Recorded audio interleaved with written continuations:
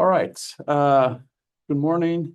So we do have, as a quick reminder, we do have assignment 2, data wrangling, that's due by today, 11:59 p.m.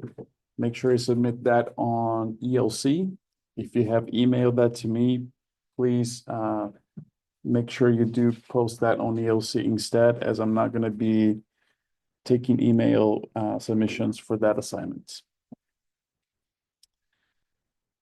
All right, so today the goal here is gonna be to talk about Git and GitHub and understand how it works, how we're gonna be using it in class, and we're gonna be making extensive use of this from today onwards for a couple of different ways. One of them is going to be for you to pull the data that I share with you on GitHub. You're going to be using one workflow that I'll show you today.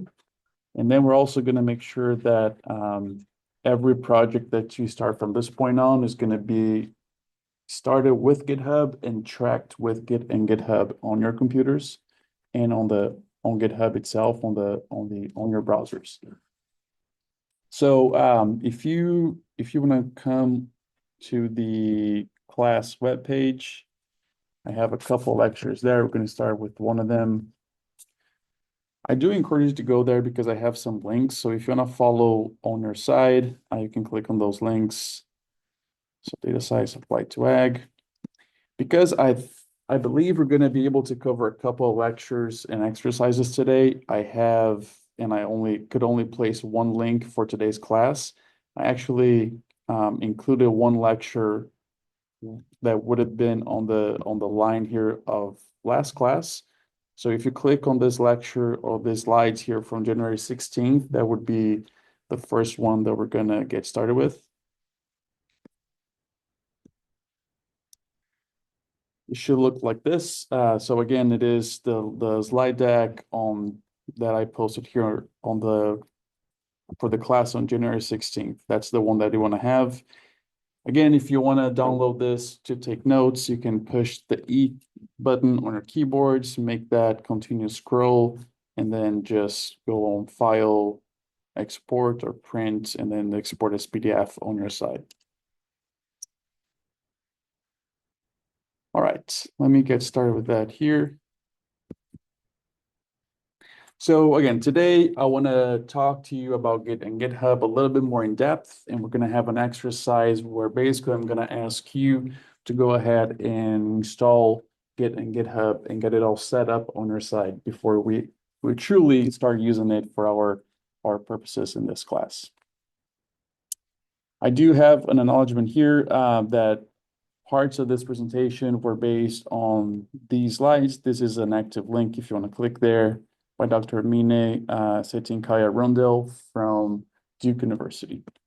So Dr. Mine, she is one of the researchers with RStudio and POSIT, and she works as well as a researcher at Duke University. So she puts a lot of great material out there in relation to basically teaching and learning RStudio, GitHub, and other topics. All right, so today's goals are going to be to talk a little bit more about Git and then understand a little bit what is versioning, which is what Git allows us to do. Then we're going to go through a local workflow of Git. Then talk about what is GitHub, how does that connect with Git, and then we're going to talk about a few different workflows that involve both locally using Git and remotely using GitHub and using both of those pieces together. Then we're going to set up our Git and GitHub workflows in RStudio, and then some tips and resources for you to follow up.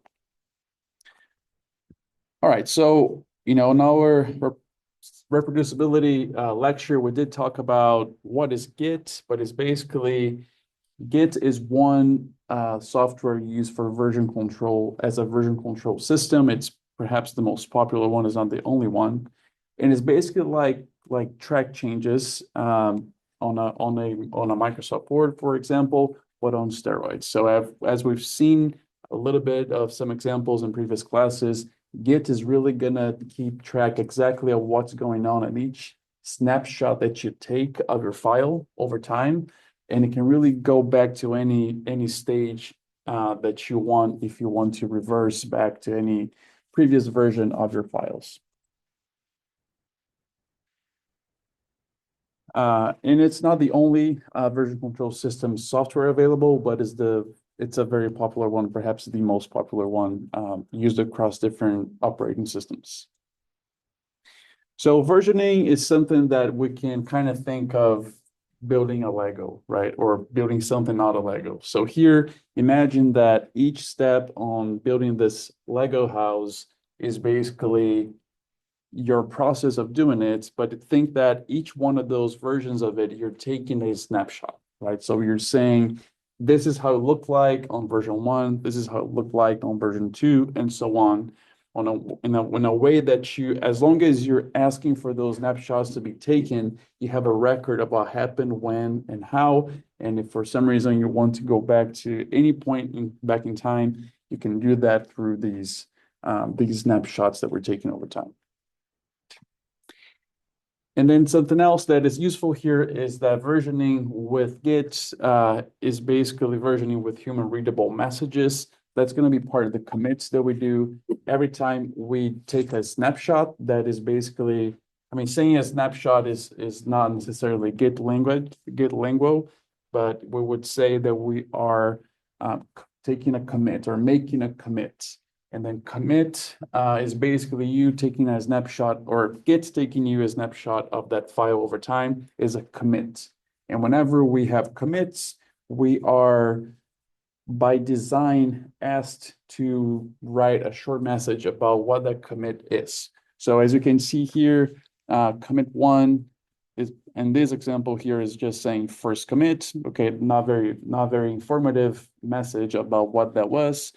But then here version 2 says build back in front of base and so on. So every time we're taking a snapshot of our files over time, we are making a commit. We're asking for a commit to be made, and we have to provide a message to go along with that. So it's basically versioning with human readable messages to help us understand how those files are evolving over time, even if just with a quick message like that.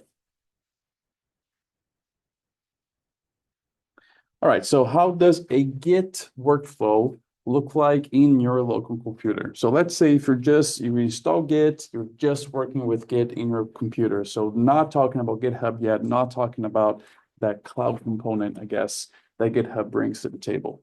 So just Git locally, you would start. So let's say you go to a given folder. Well, I'm going to be talking about a sequence of commands here. These are things you would use on a terminal or command line or computers. If you have never used those, don't worry. We're going to use that to a minimum in a very simple way in this class. But when I'm giving you these commands like git init, that's basically something you would type on your command line. So you would start a new Git project by typing in the terminal the command git init to initialize a Git repository in your computer. So at that point, Git basically creates the infrastructure behind the scenes to keep track of these files. And you don't really see a lot on your user side, actually. It's just basically the same folder as you had. So let's say we had in the beginning 01 intro, right? That was a folder that we created. We could have opened a terminal window at that folder and just type git init. It would initialize a Git repository for us, but really we wouldn't see a lot of changes directly. From that point on, you start creating folders, creating files, modifying those files. And every time you're doing that inside of the Git project, you have the opportunity of asking Git to say, hey, I made some changes to these files. I created these new files. Take a snapshot of that. So for us to ask Git to take a snapshot of your files in time, there's a couple of commands or steps that we need to do. So one of them is we need to first stage these changes by typing git stages minus a uppercase. This again is if you're using the terminal to do this, this is how you would type that. When we're staging, we're basically saying, hey, there are these files here that I made some changes. I just want you to take a look at them. And that's kind of what we're saying. We're just putting files in this area that we want Git to track those files. By using the flag minus uppercase A, we're saying every single file in this folder that I had that Git init initialized, I want Git to keep track of all these files. If you don't want Git to keep track of all files, just some of them, you would not use the minus A flag. You would just specify the path of the file in specific. So once you said, hey, Git, take a look at these files. I want you to keep track of them. Now we need to commit. So a commit is basically you saying, okay, I asked you to take a look at them. Now I want you to take a snapshot of them over time and keep track of what changed with them.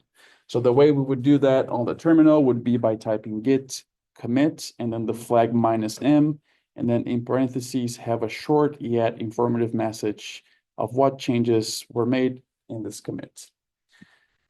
You know, a lot of times, and you're gonna be doing a lot of this. You're gonna be doing so the git init you're not gonna do, but the git stage and git commit you're gonna be doing very frequently.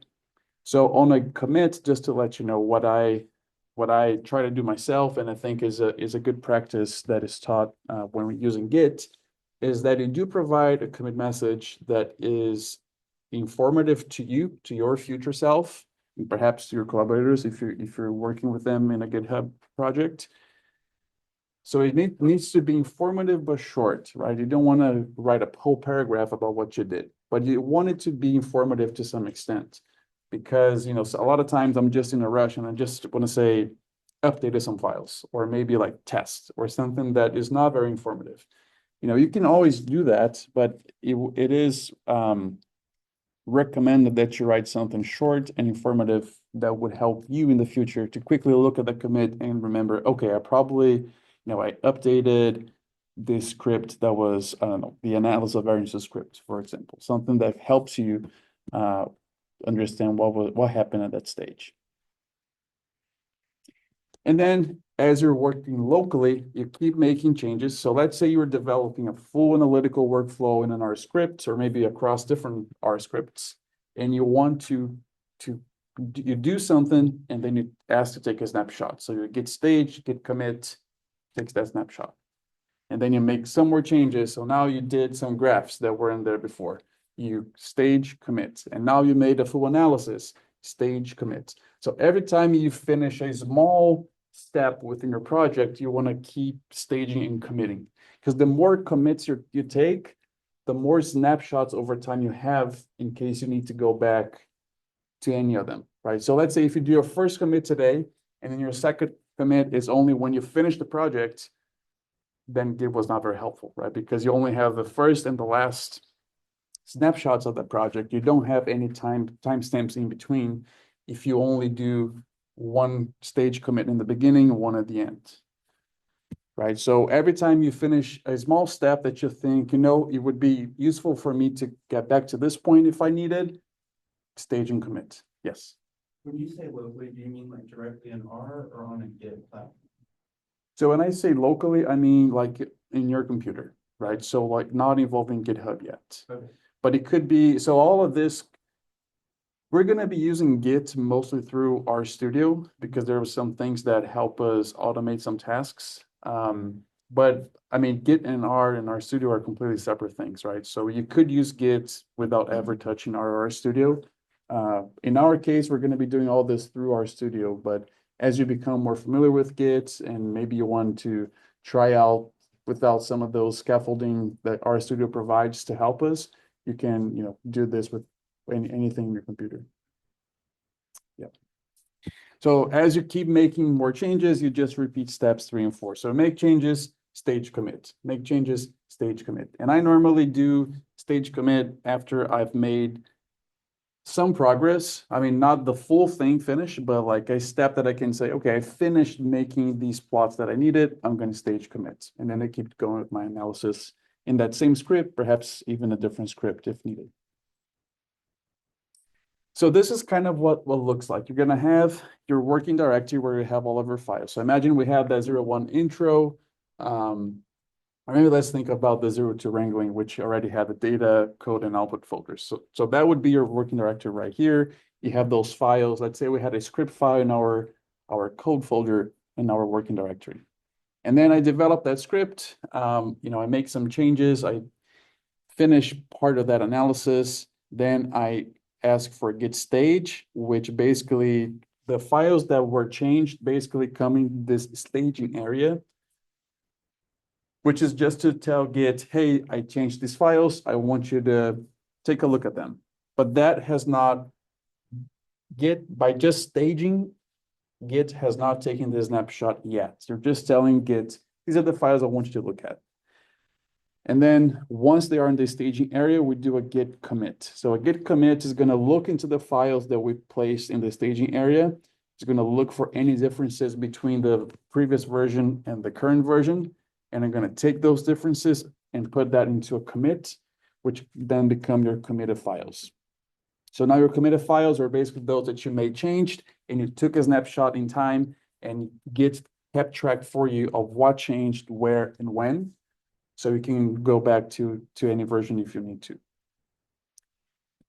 And this is basically, so Git locally in your computer is basically these three first steps here of going from a working directory to the staging area to the committed files. This is what Git is locally. Now, when we bring in GitHub, there's a couple more things here that I wanna tell you the terms, the nomenclature. I'm gonna keep using those moving forward. So you made all these changes locally, which stops right here. And then you have already connected your local Git to a repo on GitHub, which is your remote repository.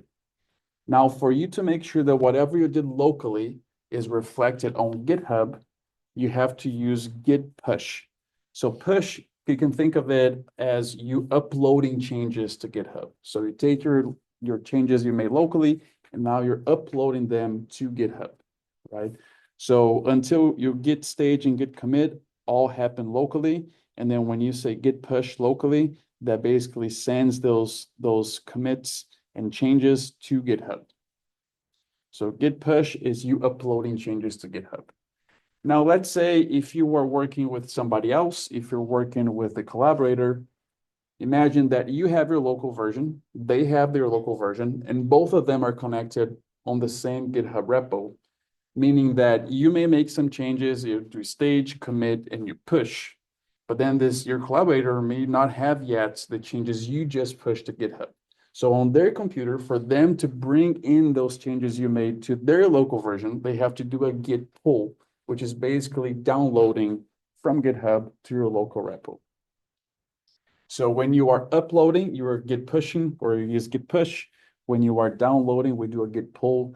And you're going to be doing git push more frequently than git pull, but all these steps of git stage, git commit, and git push, you're going to be doing at least once per class period that we have, probably starting on Thursday. So just want you to get familiarized with these. All right, so let's move on now from Git. So remember, Git is local, is your computer, or is keeping track of your files on your computer only, but those changes are not reflected yet on anywhere else online. So GitHub is the home for your Git-based projects on the internet. It's kind of like Dropbox or Google Drive or things like that, but much, much better because of the way it keeps track of the changes. So we're going to be using GitHub as a platform for web hosting and collaboration, and as our course management system as well. And I think you're going to understand this as we start developing more lectures and exercises in this class as how that's going to work out and how we're using it that way. So I want to illustrate here some of the most common local and remote workflows of Git and GitHub that we're going to be using in this class especially. So I have here, I'm going to show you 4 different scenarios where basically this window is going to appear in all of them. So I just want to make you familiarized. So I guess the the blue stack here is basically representing your files, your data on your computer. This window here is representing GitHub, so the cloud. And then we have the two partitions here, one of them saying them and one of them saying you. And now I think on the next step is going to be a little bit easier to understand what they mean. But basically on this first example here of a workflow is basically not using GitHub. So you're using Git on your local files, but you're not connecting that to GitHub in any way. So you're really not, you don't have a version of that online. You don't have, you're not sharing that or collaborating with anyone through an online version of it. It's basically just you keeping track of your files locally. So no GitHub involved, just Git. The second option here is GitHub clone, which we're going to be using a lot. So what does that mean? So GitHub clone is you have a copy of your files locally, which is directly connected with a copy on GitHub. And notice how those files are under the U window inside of GitHub. That means that you created them, you have control over them, you are the owner of that repository.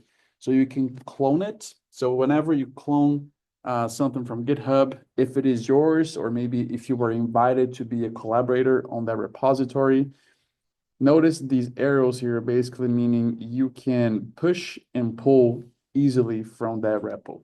So let's say you have your copy locally, you make changes to it, you git and stage locally. Now you want to send those to GitHub, which I do every single class that I have with you all, because when I'm sharing files with you, that's what I do. I have my repo on my computer, I bring in some files here, and then I do a git push to make that be represented on GitHub. I own both of my local repository, but also my GitHub repository, so I can pull and push without any restrictions. It is mine both locally and on GitHub. So this is when you do a clone. The other option here is also called GitHub clone, but is a little bit different. So let's say that your professor has a project that they are keeping track with Git and GitHub, and they want you to be able to code along with them. So they would create that repo on the cloud on GitHub. So that's why it's under them. But they do invite you to be a collaborator on that GitHub project. And when I say invite you, it's not like verbally inviting you, it's going through GitHub and including you as a collaborator of that repository. So now you get an email, you accept it, and then you have the rights of both git pull and git push to that repo, even though it's not yours, even though it's your advisor that created, they have the files, they are the ones perhaps leading this, but you can also make a copy of that locally, which is represented by this. And whenever you make changes, you can do git push, and whenever your advisor makes changes and those are reflected on GitHub, you can do a git pull to get those updates locally, right? So what is not showing here is that GitHub, so this repo on GitHub was created by them. They also have a copy of this locally, right? So it's not showing here, but they would also have a copy here on their own computer. And then you're both pulling and pushing from the same repo where they are the owner of this repo on GitHub. So both steps 2 and 3 are GitHub clone. We call them clones because you have the right to pull and push directly from those repos, whether they are yours on GitHub or they belong to someone else on GitHub. Now, the last option here is a GitHub fork and clone. This is something you're going to hear a lot as you start using more GitHub.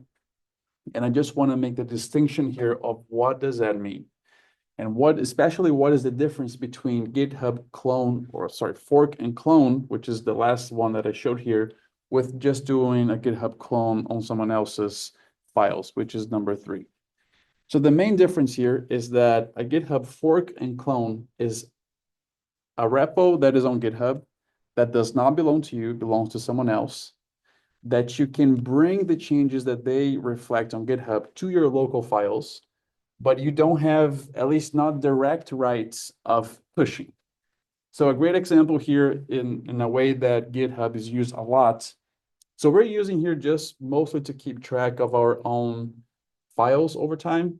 But GitHub is used a lot by a lot of companies that have software development or just programming in general in some way.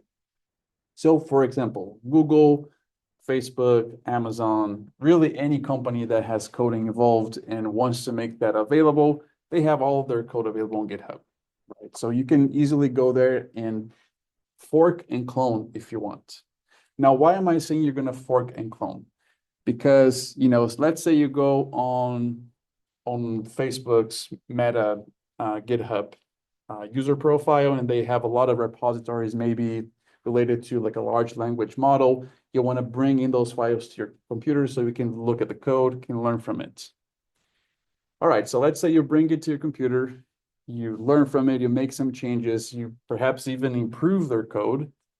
Now, you've done that, you've changed their code locally, but you don't have the direct right of pushing those changes in a way that Facebook would say, yes, let me just incorporate all of your changes into my code. So you do not have that right if you are not a collaborator. So that's why you're first forking that. So you can imagine a fork as like you go to, let's say in this example here, to a Meta, so Facebook Meta page on GitHub, and you find a repo that you like from them. A fork is basically, imagine really having a fork where you take those files from their GitHub repo and you place them on your GitHub repo. So you're basically just doing a transaction within GitHub. And then once you forked their repo to your profile, now you can clone here from your profile to your local machine. This is basically what a fork and clone look like. In a way, yes.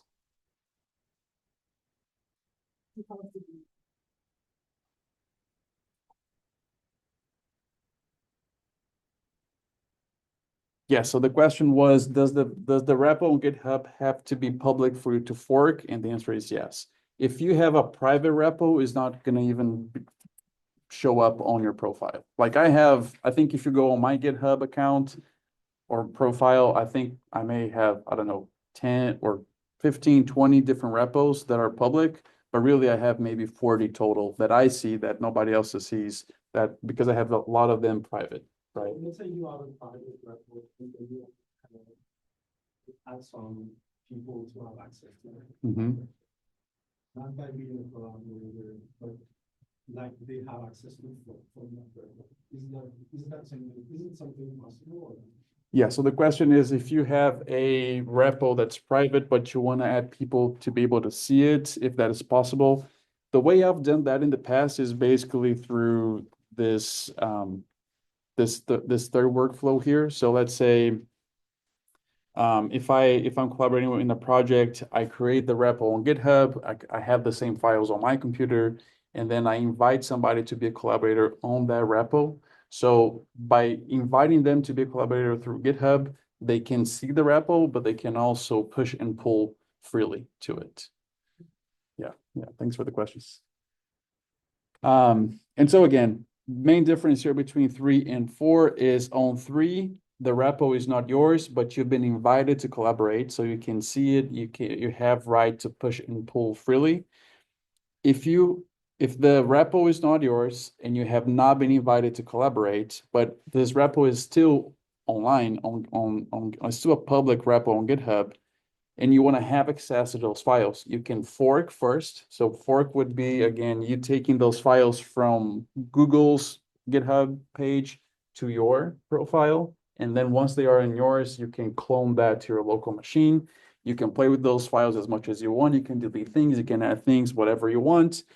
However, if at some point you think, I came up with this amazing solution to one of Google's bugs, and I want to propose this change, that they incorporate this change to their official repo, you don't have the right to immediately make those changes go to their GitHub and be incorporated. What you can, however, is open a pull request, which is basically what happens. We're not going to be doing pull requests, so I don't want to overwhelm you with yet another piece of information. But that is something that if you're working on the workflow number 4 here, you made some changes, perhaps. So something that bringing a little bit closer to what you could be doing. So let's say you're using an R package. And normally R packages are hosted both on CRAN, which is the official R archive for packages, but some of them may also be hosted on GitHub at the same time. And normally, although we're using the issues tab to help with code and to help with attendance, normally if you're on a GitHub repo, the issues tab is really used to either people that are having issues with the package post like, oh, I try to use this function, I got this error, what's going on? Maybe the developer of that package or maybe somebody else in the community can come and help you. And they may figure out that there is a bug in the package. And maybe if you have the coding ability, you may be able to propose a solution to it. You may say, hey, I ran into this issue and I found this solution that you could incorporate into your code. Here's my suggestion of you that you add this extra functionality to your package. In that case, you would be working on GitHub fork and clone. And when you make that suggestion of them changing their code, is going to be through a pull request. So a pull request, the owner of the repo on GitHub is going to get a notification saying, hey, this person is proposing these changes on this file of your package. Do you accept them or not? So the person that owns it have the option of saying, I accept it, or maybe I don't accept it. Whereas on number 3 here, there's no step asking if they accept or not. It just goes through immediately. Yes. Is it a pull for the owner or like a push for me? Yeah, so it's kind of and I'm actually not sure why it's called a pull request, not a push request, because you are pushing, right? But then on their side, I mean, it is called a pull request on GitHub language, basically. But yeah, I also wonder about that. But yeah, so not to overwhelm you here, but we're gonna be working mostly with workflows 2, where you're gonna have your files both locally and on GitHub, and you're gonna be connecting them and having them talk to each other. And then 3, which is the one that we're gonna use. I'm sorry, not 3, 4, which is the one where I have the 2024 DSA. That is the repo here that I'm gonna have on GitHub under them. So them for you, them is basically me. And you're going to be forking and cloning that repo. So whenever I upload files, I will tell you, hey, I added some files to 2025 DSA. Make sure you go ahead and pull it. So you can do a git pull and bring those files to your computer already. So 2 and 4 are the workflows we're going to be using in this class. Any questions about any of this? I know it's kind of complicated to like just using words to understand it, but once we start doing it, I think it's going to be easier to understand. But any questions? All right, so I'm going to keep moving here.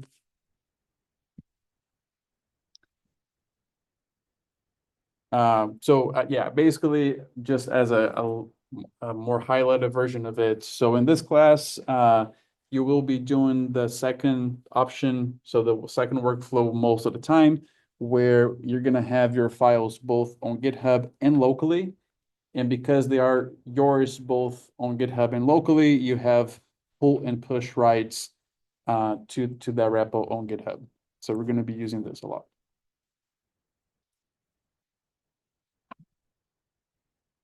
Okay, so I just want to, even though we have not done yet the exercise of connecting your Git with GitHub, but once that is done, this is how things are going to look like on your site. So the way we're going to do things, which is probably the easiest way for us to not get a lot of confusion going on, is going to be to first create the repo on GitHub.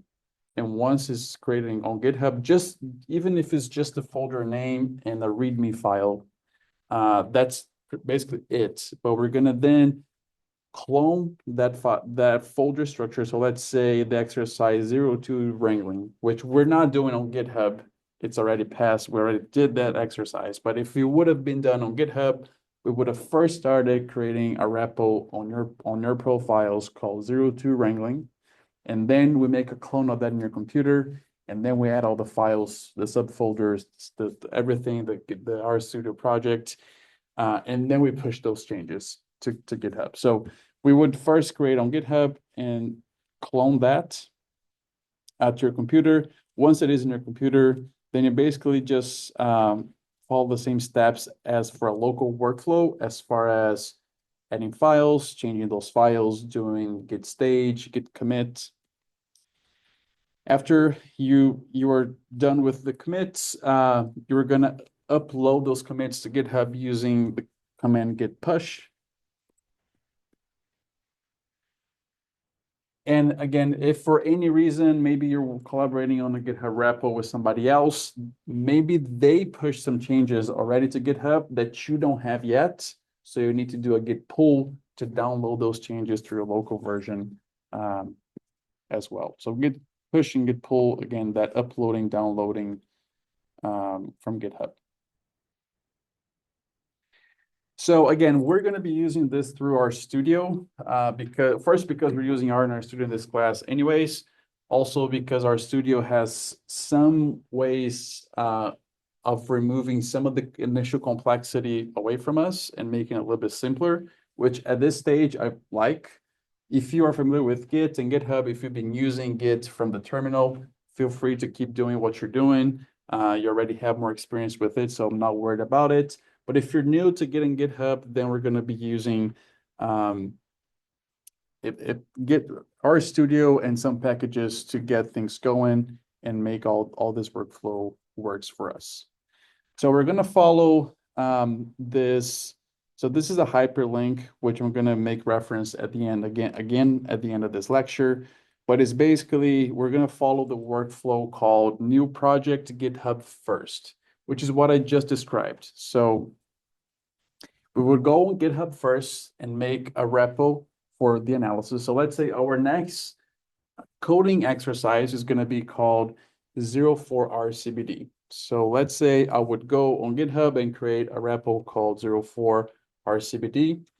And then I'm going to get a link from GitHub for that specific repo on your page. Then you would come to RStudio project and create a new RStudio project via a git clone where we give the link. So RStudio sets up everything for us. We don't have to do a lot of manual setting. And then we have our GitHub on the cloud and our Gits on our computer connected. Then locally, you would make changes. You would save the script. You would stage and commit. And then you push your local changes to GitHub. And this is basically the way that's gonna work.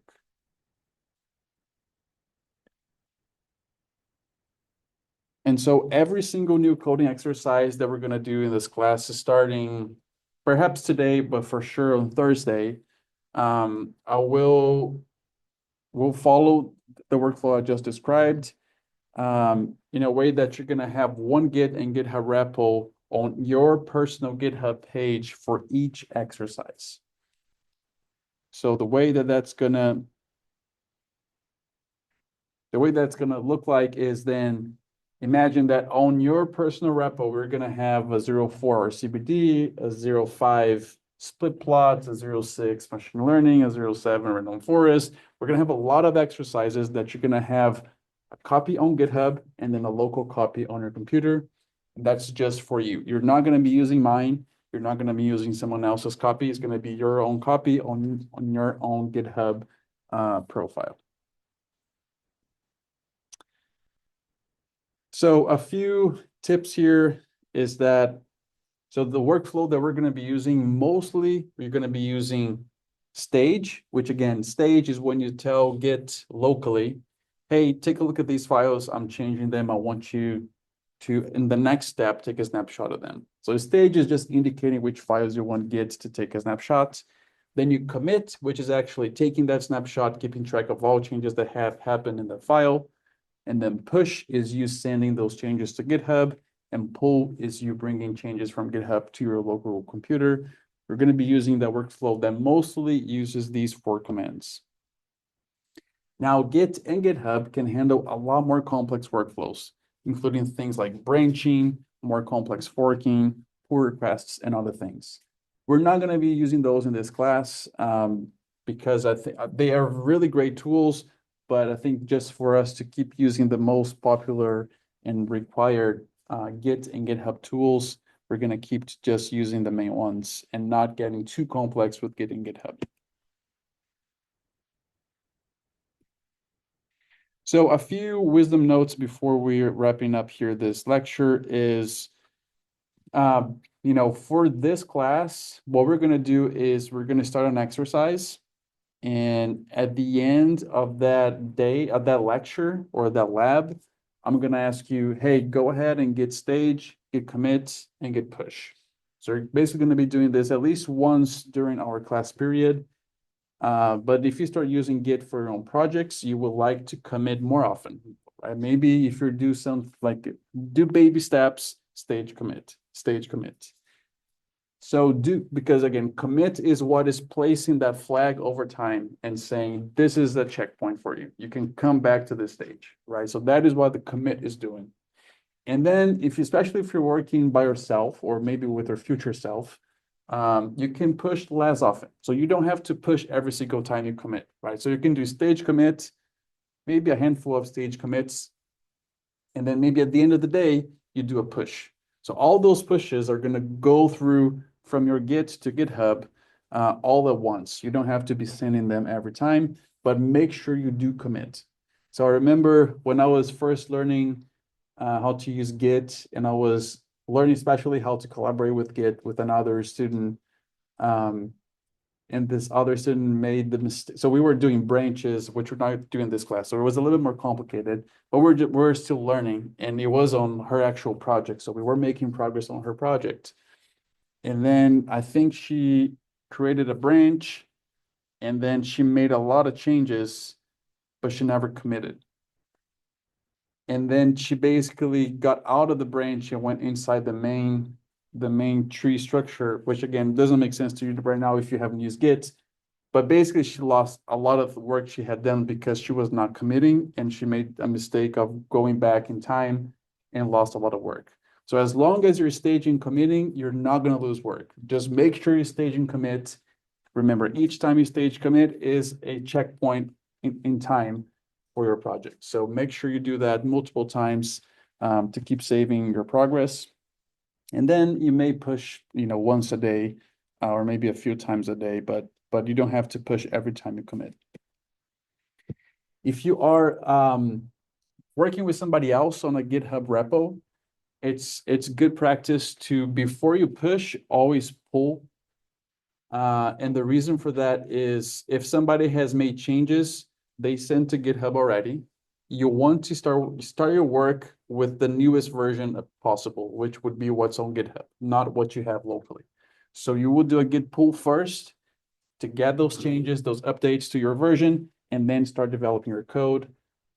This is gonna be, if you're working with another person or people, this is gonna be very helpful to avoid merge conflicts.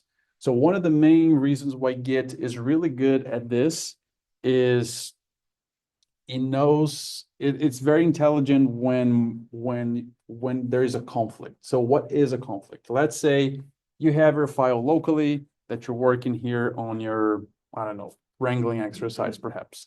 And then your collaborator is working on the same file as well.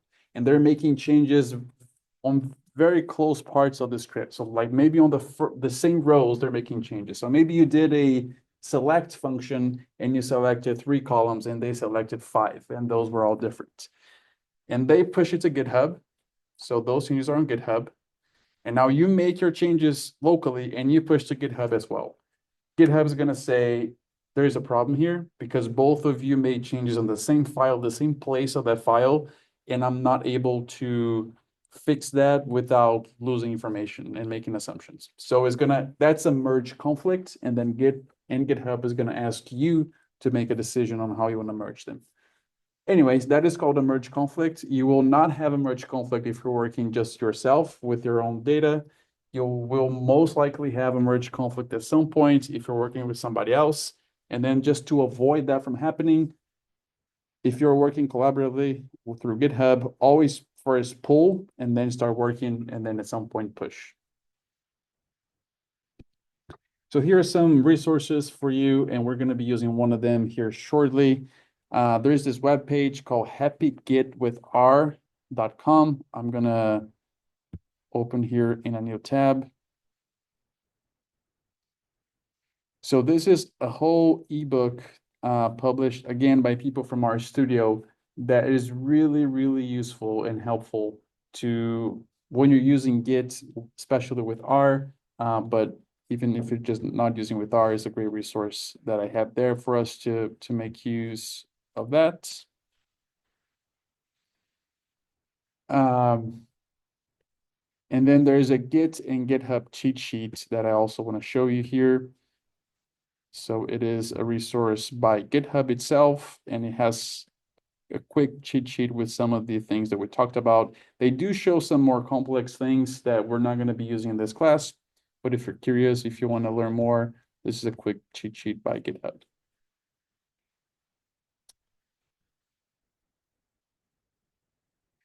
And then this is just a quick cheat sheet from my side to you, which may be closer to what you're going to be needing to use. And again, these commands are something you would use if you're working from the terminal. I work from the terminal because I don't think it's a lot more complicated than using our studio click and point and drag and drop style.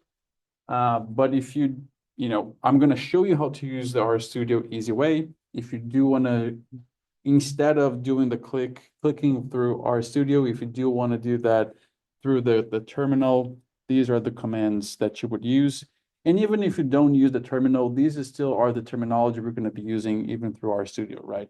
So the way that I would normally work is I would do a git pull, where I would pull to start my work fresh with the most version from GitHub.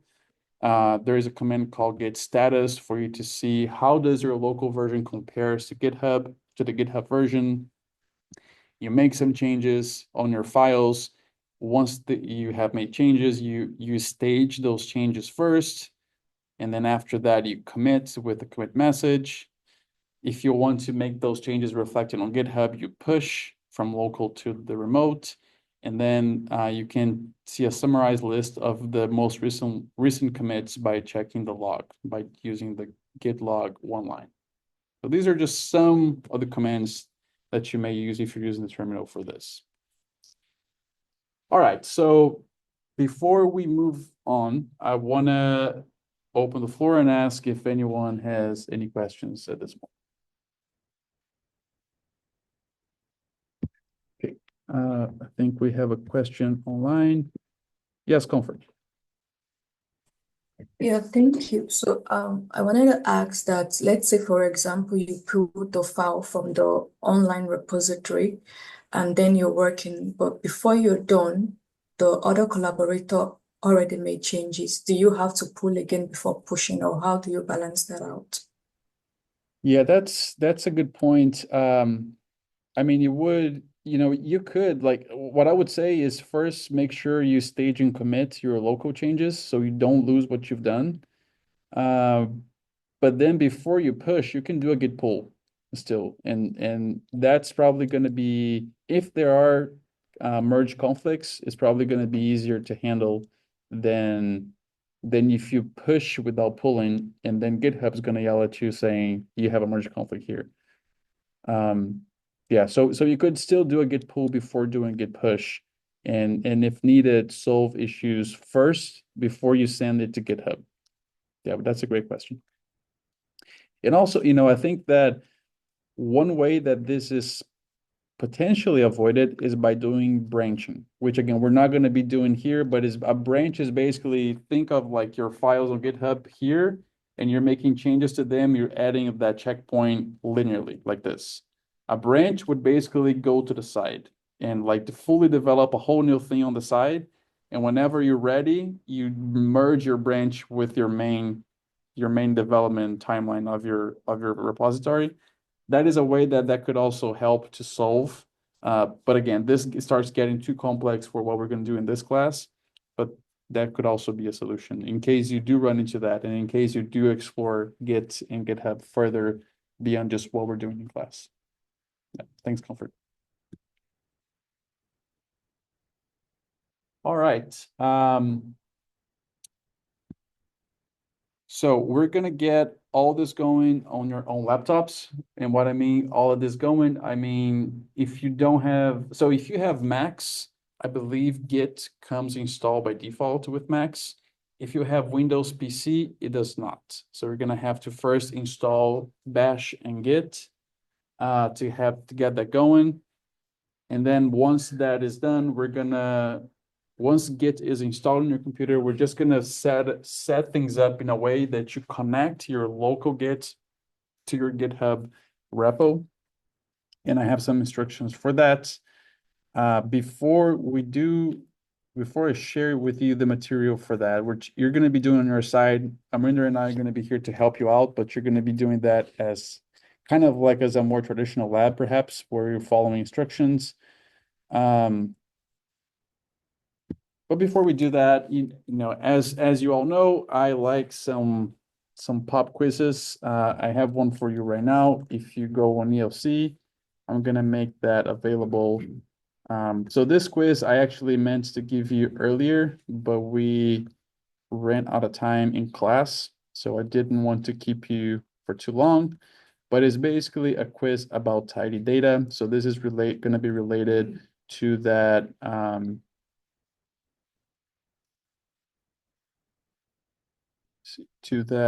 the paper that I asked you to read as one of the reading materials. So let me make visible. So you should be able to see the quiz now. It's called Quiz 2 Tidy Data. It's a very short quiz that again relates to some of the ideas that you probably read on the paper if you read the paper, and even if you did not read the paper, we talked about tidy data to some extent in this class already.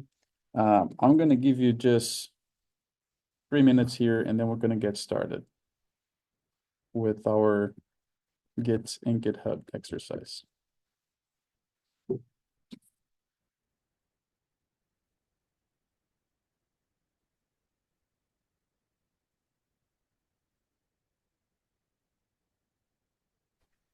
Dr. Bestos, should we start the quiz now? Yes, please go ahead and start the quiz. Yep.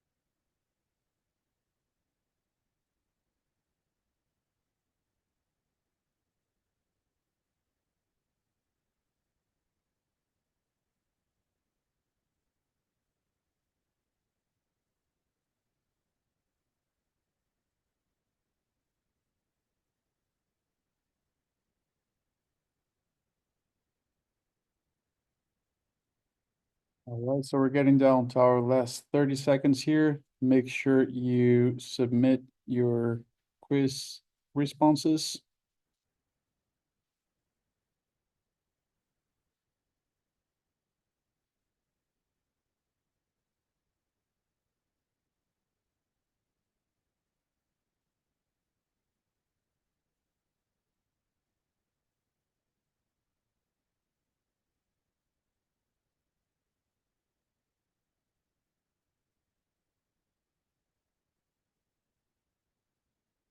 All right, it's all done. So if you have not submitted yet, I think everyone that is in class already submitted. Yeah,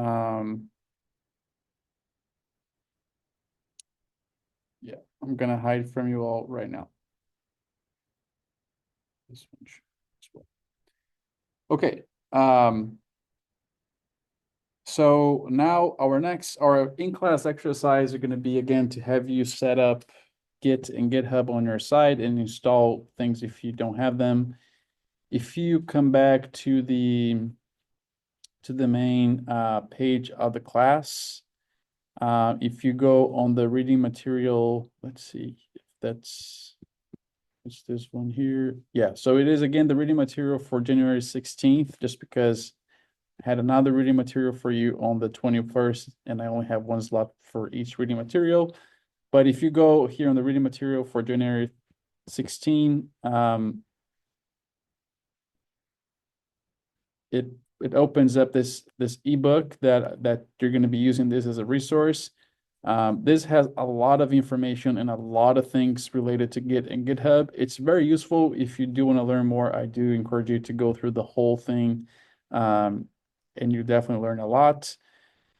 But it's you don't need to go through all of it for what I'm asking you.